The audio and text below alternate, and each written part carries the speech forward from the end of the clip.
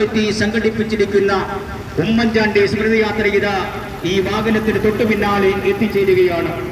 കൊല്ലം ജില്ലാ കോൺഗ്രസ് കമ്മിറ്റിയുടെ president Shri P Rajendra Prasad നേതൃത്വം കൊടുക്കുന്ന ഉമ്മൻചാണ്ടി സ്മൃതിയാത്ര ഇതാ ഈ വാഹനത്തിന് തൊട്ടു പിന്നാലെ എത്തിച്ചേരുകയാണ്.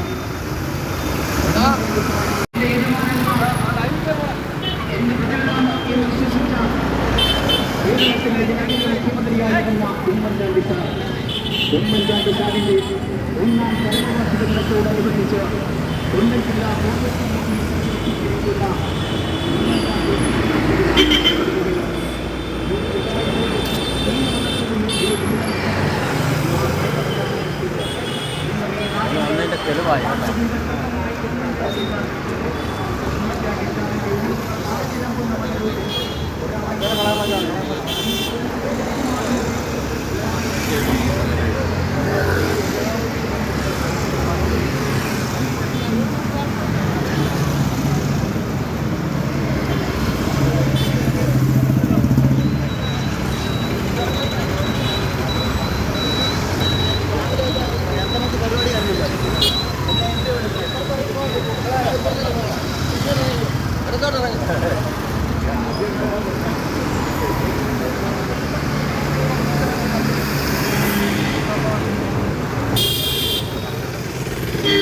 ഒരു നേതാവിന് കഴിയാത്ത തരത്തിൽ അദ്ദേഹത്തിന്റെ അവസാനം അന്ത്യത്തോടടുക്കുമ്പോൾ അദ്ദേഹം യാതൊരുവിധമായ തെറ്റുകാരനുമല്ല, യാതൊരുവിധ കുറ്റവാളിയല്ല എന്ന് നമ്മുടെ ഏറ്റവും വലിയ ജനാധിപത്യ കോടതി പോലും വിധിക്കുകയും നമ്മുടെ സുപ്രീം കോടതി പോലും അദ്ദേഹം തെറ്റുകാരനല്ല എന്ന് പ്രഖ്യാപിച്ചതിന് ശേഷം മാത്രമാണ് ഉമ്മൻചാണ്ടി സാർ ഈ ലോകത്തോട് വിട പറഞ്ഞത്.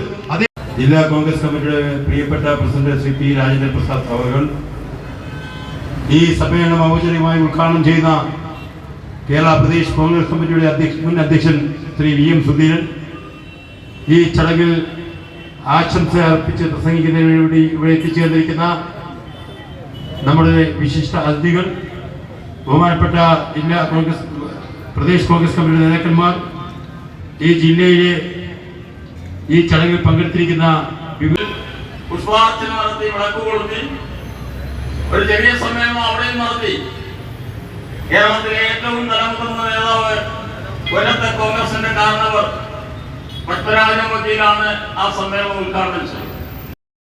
പരിചയപ്പെടുന്നത് തമ്മിൽ കാണുന്നത്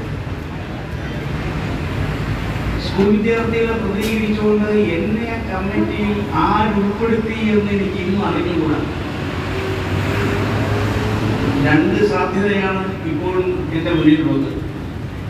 ഒന്നുകിൽ അക്കാലത്ത് തൃശ്ശൂർ ജില്ലയുമായി വളരെ ബന്ധമുള്ള ശ്രീ തോപ്പിൽ രവി ആയിരിക്കണം ഒരു പക്ഷേ,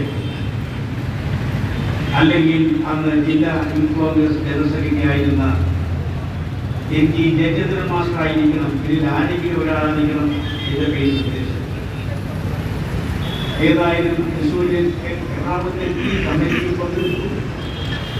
കമ്മിറ്റിക്ക് ശേഷം ഉമ്മൻചാണ്ടിയുമായി സംസാരിച്ചു, ആന്റണിയുമായി സംസാരിച്ചു, വയനാടിയുമായി സംസാരിച്ചു.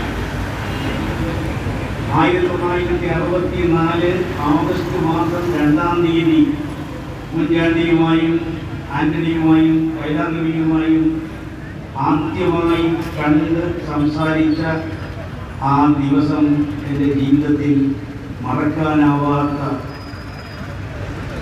ദിവസമാണ് എന്ന് ഞാൻ എടുത്തു പറയട്ടെ.